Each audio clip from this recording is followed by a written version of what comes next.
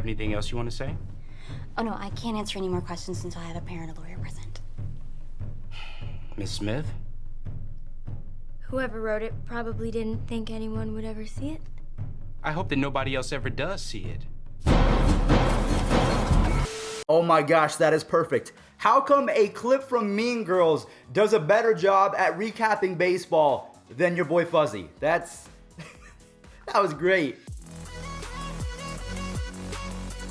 What's going on, guys? It's Fuzzy. Welcome back to yet another Major League Baseball recap. We have so much to talk about today, which is kind of crazy to say because we've talked about so much already. I'm going to recap yesterday real quick. So for anyone that was at school or maybe you work, because I talked to my friend yesterday, he's in the Army. He doesn't know anything that's going on because he works anywhere from 15 to 20 hours a day. To recap yesterday's Major League Baseball scene, Carlos Beltran stepped down. A fake account claiming to be Carlos Beltran's niece came out and said that Jose Altuve and Alex Bregman were wearing buzzers on their right shoulder. Then Mike Clevenger got word of this and he said this. Now you're telling me that someone could have potentially shorted my career or sent me back down, made me figure shit out because they knew what I was throwing when I was in their part? Someone blatantly taking millions of dollars and, food off my table, let alone other people's table.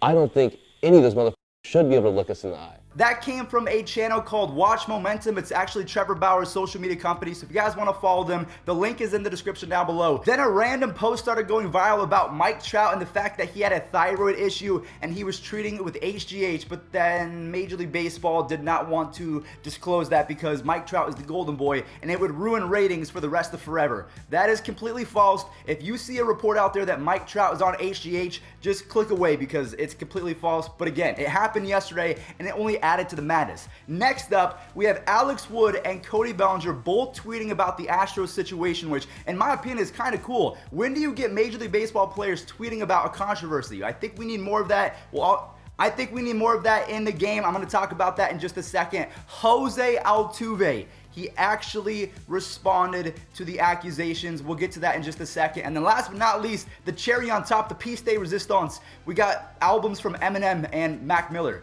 Just an overall insane 24 hours. It's been so crazy that ESPN and Fox Sports are actually talking about this. They never talk about baseball, ever. I mean, the World Series, I don't even think they talked about who won. It was just another story. They moved on. They talked about LeBron James for the 85th time in the last 17 seconds. But Skip and Shannon, they had this to say. There's Altuve. They told him to go away. Don't come back. We don't want to see you. And he turns into an MVP. He wins a World Series. He's one of the best hitters of all time. So how long has he been doing this? You got to ask. You got to wonder. I'm going to keep it 100% real with you guys. As the kids say, I'm going to keep it 100.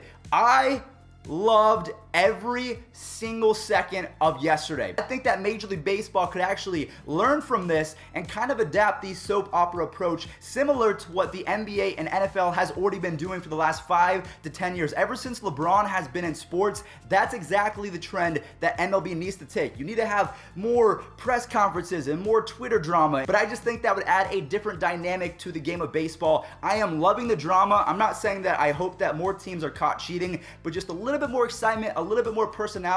I think if we have more Trevor Bauers in the league, it's going to draw so many more eyeballs because let's face it, it took the Astros cheating and wearing buzzers. I'm going to go ahead and put that in hypotheticals because again, it is not proven that they have been caught using buzzers. There was a report that, Major League Baseball and Robert Manfred, they investigated the Astros. They did not cheat in 2019. That's the report so far, but I mean, anything is possible at this point. And luckily for us today, there is some brand new shiny drama ready for us to digest right now. And the best part about it, it's like a 15 to 20 second clip. He gets straight to the point. Jack McDowell, a former starting pitcher, he just blew the lid on a cheating scandal that happened in the 80s. In old Comiskey Park, I think that's what it was called. That's where the Chicago White Sox used to play.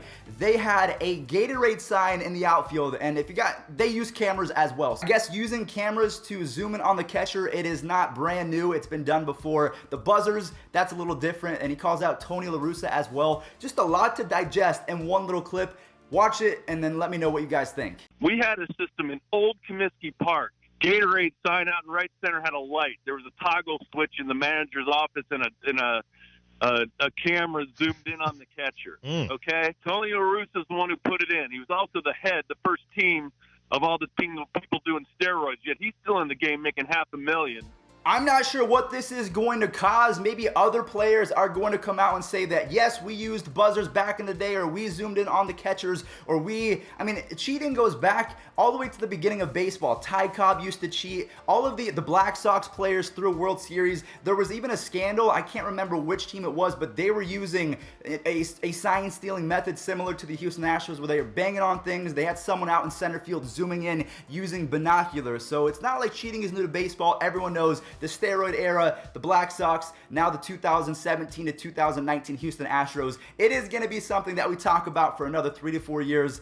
They're going to have to do a lot of winning talking about the Astros. Otherwise, they're just going to be known as the cheating team for the rest of forever. Like, if I have kids, Grady Sizemore Jr. Mikulich, he's going to not like the Astros too. I think the only way to fix this, and tell me what you guys think about this, the only way that baseball can truly capitalize on this controversy and benefit from it is AJ Hinch needs to be hired by the New York Mets. So that's step number one. Get Hinch to the Mets and solve the Carlos Beltran hole. Then you have maybe put Carlos Beltran in the vacancy in Boston, and then you have Alex Cora going back to Houston. I think that would be great for the game of baseball. Just everyone swap positions and just really shove it in everyone's face. Just kidding, don't do that. Or another thing that we could do, my brother suggested this. I'm going to put his Twitter in the description down below. How come we can't use the Astros buzzer system for a benefit? Let's say we just do away with signs altogether. So if I'm a pitcher, I'm Justin Verlander. I've been very vocal about cheating in baseball and juice baseballs, but I'm not going to be vocal about my own team.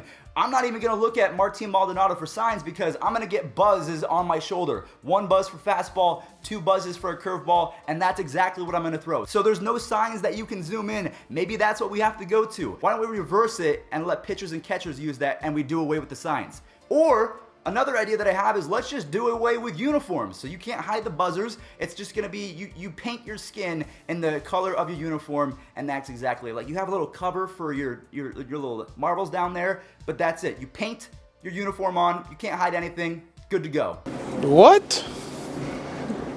Bro, what are you talking about, man? Gosh, this controversy is just making me go crazy, but I love it. It's a good kind of crazy. We still have a little bit more to talk about, but I'm going to deep dive into the Alex Wood, Cody Bellinger, and Jose Altuve responses. Cody Bellinger had this to say in summation. He pretty much said, for the sake of Major League Baseball and the integrity of the game, I'm summarizing and paraphrasing, this needs to stop. And the players, if there is something that they have to say, take accountability for it, because if not, the rest of baseball is going to be tainted. Maybe Robert Manfred is going to have a Players Association deal 2.0, because a couple years ago, they signed a deal where they pretty much told everything. The players were exonerated. That's why no one's getting punished. I think it needs to happen again. If Robert Manfred does not deep dive into this buzzer situation, it is going to be a bad time. And then the tweet that stole the night, the most retweeted tweet from any baseball player in the league, was Alex Wood. Surprisingly, the last time that he pitched against the Astros, he almost threw a no-hitter, so go figure. He says that he would rather face someone on steroids. He would rather face Mark McGwire and Barry Bonds than face Jose Altuve, because he knows exactly what pitch is going to come.